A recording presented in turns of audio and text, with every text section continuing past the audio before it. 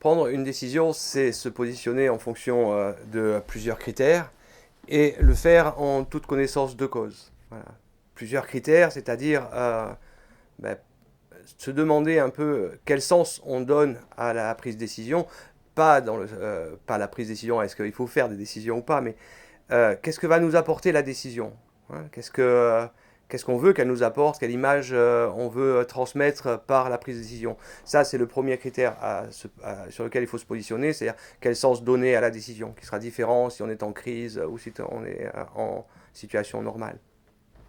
Deuxième critère à aborder, c'est quel intérêt euh, pour la décision. Et là, on est plus sur que doit apporter le résultat de la décision en lui-même. Là, c'est vraiment quel problème résoudre, quelle voie emprunter. C'est vraiment ce qu'on appelle, enfin, ce pourquoi on prend les décisions. Autre question à se poser, bien sûr, c'est quels sont les délais. Est-ce que la décision doit être rapide ou longue? Est-ce qu'on a du temps pour la prendre ou pas?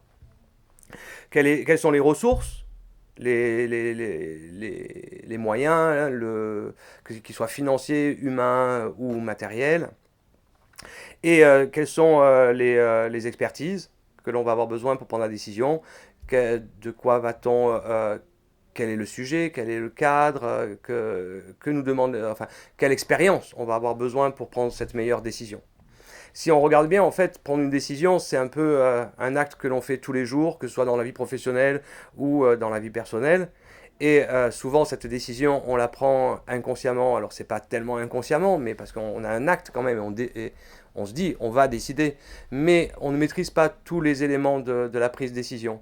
Ce livre, en fait, va apporter un peu, sans dire tous les outils, mais des outils, des méthodes, des questions à se poser pour justement arriver à prendre une décision plus consciemment, hein. Même si on ne pourra jamais tout maîtriser, mais prendre des décisions plus consciemment pour limiter les risques, rendre la décision plus performante, éviter qu'une décision engendre des problèmes auxquels on n'était pas prêt et fasse qu'une décision emmène une autre décision.